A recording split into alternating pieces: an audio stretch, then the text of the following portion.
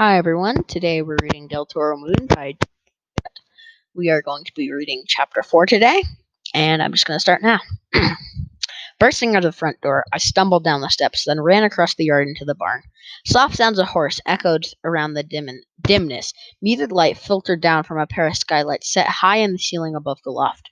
My sanctuary since I could toddle.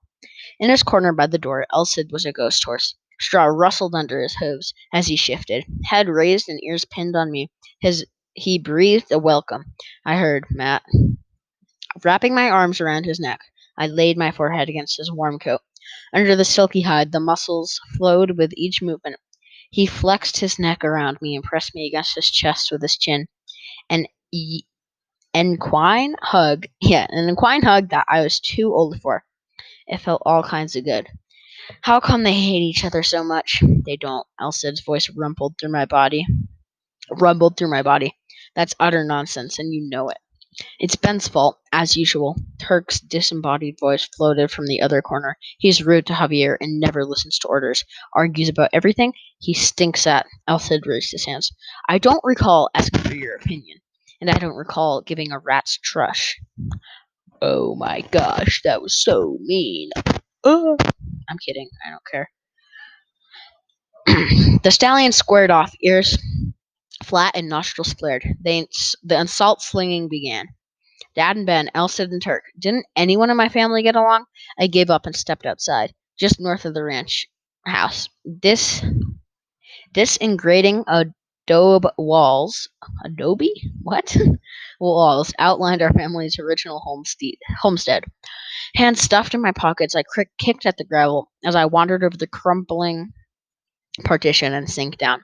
When I was little, I used to play in the ruins. I pretended I was a Gimli on the walls of Helm's Deep, swinging a plastic dustpan for an axe. Killed my first rattlesnake there too. When I was 8, by dropping a chunk of adobe again, on its head. Good times. The front screen opened and slapped against the side of the house. Ben stormed out. He stomped down the steps, taking his resentment out on the innocent trees and across the yard. I sighed. Family meeting, he snapped at me over his shoulder. Now. Yes, sir. I couldn't resist firing off a salute. He continued on to the barn. A few moments later, he reappeared, walking beside Elsid, their heads almost touching. They spoke in low tones, Ben complaining about Elsid, telling him to stop arguing and listen for a change. Once I caught my name. Yeah. Behind them, Turk emerged, a shadow from the shadows. He paused in the doorway of the barn, looked down his long nose at the world, then followed. My brother and I took seats on the top steps while the horses stood foot facing us. The warm evening breeze stirred my hair. Folding forward, I rested my chin on my knees. Next to me, Ben blew out a long breath. You okay? I asked. Yeah, same old, same old. He cleared his throat. Hey. I rolled my head over, chin still on my knees. What? Don't let it get to you, Matt. You know how Dad and I are. It wouldn't be a Del Toro family meal if one of us wasn't spitting mad at each other. A corner of his mouth curled. I couldn't help a faint grin myself. If Ben knew how much he looked like Dad right then, he'd probably kill himself. The creak of the screen door, Dad stepped out. He had rolled his pant leg down and put his boots on. Just seeing him back to normal eased the tension in my gut. I wonder if there was any supper left. Move, he nudged Ben to one side with his foot, then eased down next to him. About earlier, I shouldn't have said that. You mean the part about trying me up and dumping me in the maze for the Skinners?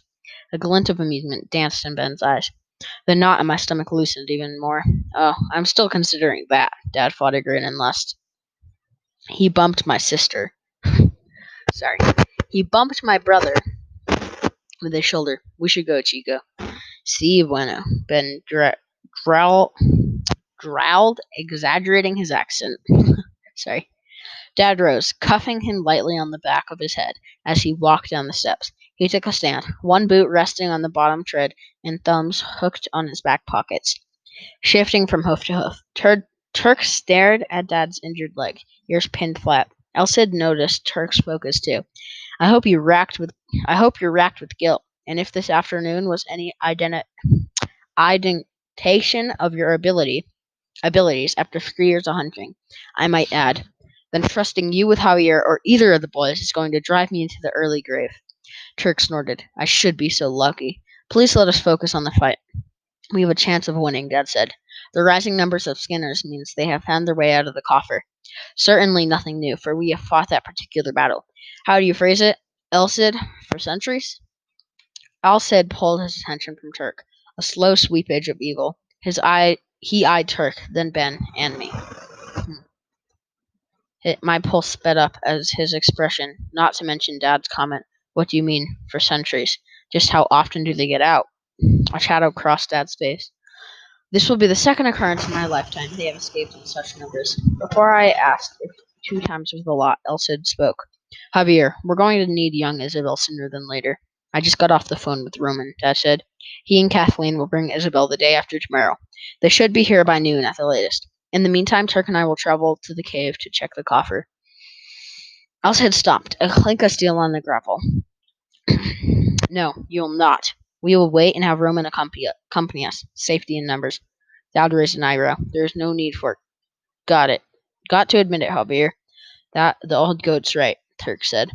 Our father's other elbow. "Shut up. The cave is bad news. I don't want you going there without backup. Since we can't squeeze in there, Roman will have to do."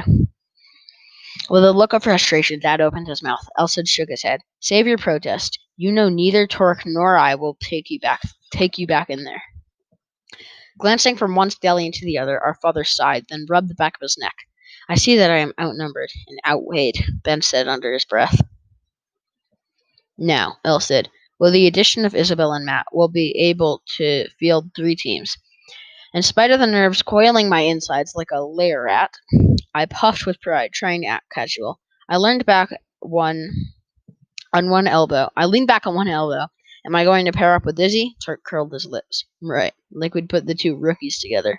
Matt probably knock her out with his mace, or she'd dump him right into a Skinner's mouth. Izzy and I will partner up since we have some experience working together. Yeah, I know." Ben snorted at his father. Sorry. Ben snorted at our father's expression. "Don't faint or anything, but until I can come up with something better, I guess I'm stuck hunting Del Toro style." He stood and gazed northward at the mesa. "Speaking of which, the words holding okay?" That aroused my brief flare of relief. I rose too and took a stand on the top step. "They held this afternoon, right, Dad?" Even though I knew how powerful the magical words were, the one Santiago del Toro had placed at the gate all those centuries ago, I wanted to hear my father say it aloud again. "They are holding, and if they fail, we will hold. After all, we are the good guys, no?" Even if that good guy had fallen to one knee, affection colored El Cid's voice. Dad shrugged. "I can swing a mace kneeling. He may have seen it since he's riding Turk." Ben murdered. I choked on a laugh. Turk flared his nostrils in warning. I knew he'd find a way to accidentally stomp on our feet tomorrow, leaning his weight on the hoof before we could yank our mangled toes free. Payback around our ranch came in the shape of a horseshoe. That's the end of chapter 4. Thank you guys for listening. Chapter 5 will also be posted tonight, hopefully.